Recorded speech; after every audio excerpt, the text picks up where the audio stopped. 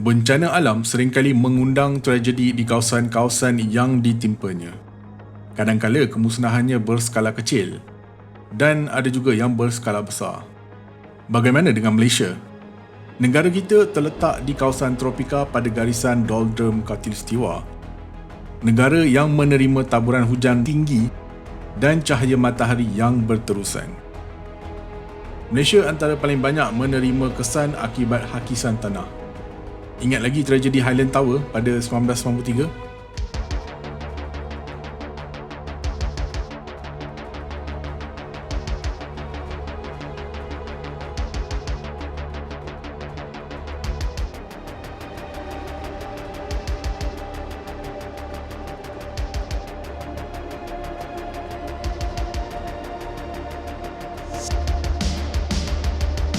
Baru-baru ini pula kita dikejutkan dengan tragedi kepala air di Gunung Jerai yang telah meragut beberapa nyawa.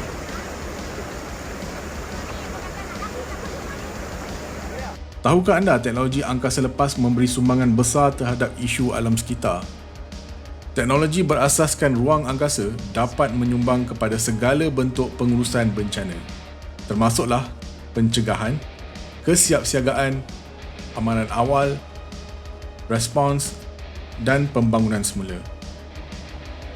Sebelum bencana berlaku, penderia jauh memberikan maklumat untuk sistem dan model yang dapat meramalkan bencana seterusnya, memberikan peringatan awal. Astrolab membawa anda cara bagaimana teknologi angkasa lepas dapat mencegah bencana alam di Malaysia. Sebelum tu, jangan lupa subscribe Astrolab dan on loceng notifikasi anda. Assalamualaikum dan salam angkasa dari Astrolab. Sekilas fakta, antara kelebihan teknologi angkasa lepas di dalam menangani kejadian bencana adalah dengan melakukan ramalan cuaca. Satelit merupakan teknologi utama di sebalik ramalan cuaca ini. Satelit dapat memberikan maklumat baru melalui data-datanya. Kajian-kajian ini memberi maklumat yang lebih baik kepada pihak berkuasa tempatan. Apabila bencana alam sudah hampir pasti, data satelit bertindak lebih pantas dengan tindak balas yang lebih terkoordinasi. Kajian khusus dapat dibuat dalam meneroka bentuk muka bumi, seterusnya digabungkan dengan kemajuan dalam teknologi maklumat dan komunikasi untuk meningkatkan ramalan bencana alam. Data satelit digunakan dalam mengkaji proses tektonik di Indonesia. Indonesia sering mengalami letusan gunung berapi dan gempa bumi. Gunung Merapi sebagai contoh mampu meletakkan 1.1 juta nyawa terancam. Synthetic Aperture Radar Interferometry, teknik berasaskan radar dengan sistem navigasi global, teknologi ruang angkasa dapat digunakan untuk memantau pergerakan tanah dari masa ke semasa. Selain itu, kita juga dapat mengawal kesan rumah hijau, aktiviti pembalakan haram serta perubahan alam sekitar. Corak perubahan alam sekitar memberi tanda mengenai kejadian alam yang mampu merosakkan flora dan mengganggu habitat fauna. Satu inovasi menarik yang perlu dipertimbangkan kerajaan kita adalah teknologi Global Ecosystem Dynamic Investigation atau GEDI. ISS akan bertindak menghalakan laser dari makmal mereka ke arah bumi, seterusnya menghantar denyutan laser ke kanopi pokok dan dengan tepat mengukur cahaya yang dipantulkan.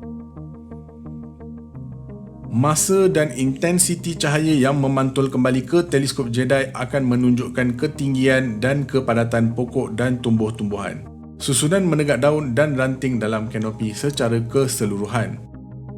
Dr. Raf Dubayah, penyelidik utama GEDI di University of Maryland mengatakan instrumen ini akan memetakan hutan dalam resolusi tinggi dan dalam 3 dimensi, merevolusikan cara penyelidik memantau mereka. Hutan hujan adalah bahagian penting di planet kita. Hutan bukan sahaja menyediakan habitat bagi banyak spesies dan sumber bahan mentah untuk kegunaan manusia seperti kertas dan kayu, ia juga memainkan peranan penting dalam kitaran karbon bumi.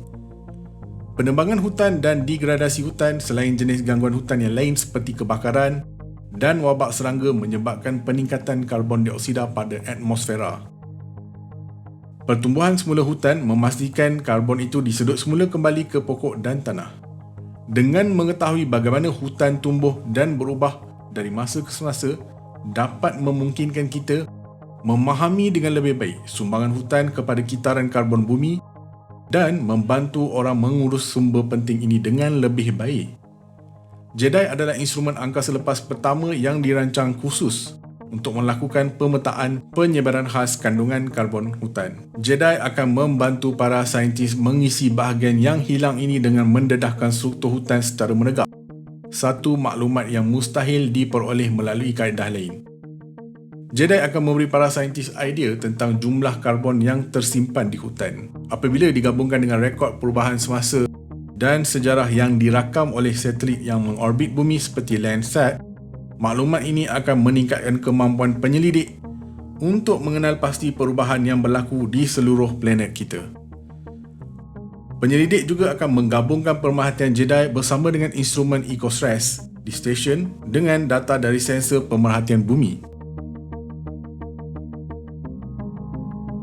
Data ini akan menjawab persoalan penting mengenai hubungan antara struktur hutan, fungsi, komposisi dan perubahan kandungan karbon.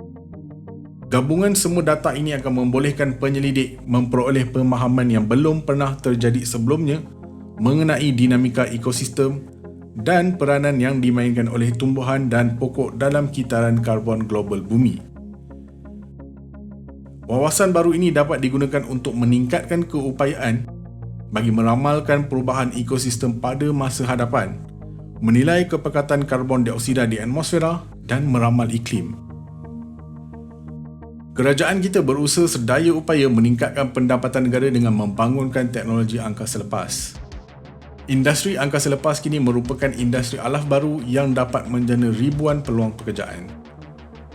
Okey, itu sahaja untuk hari ini. Jangan lupa tonton video pusaran taufan terbesar di sistem suria, link ada di bawah. Semoga ilmu ini bermanfaat untuk anda semua. Jangan lupa like, komen, share dan subscribe. Astrolab signing off from space.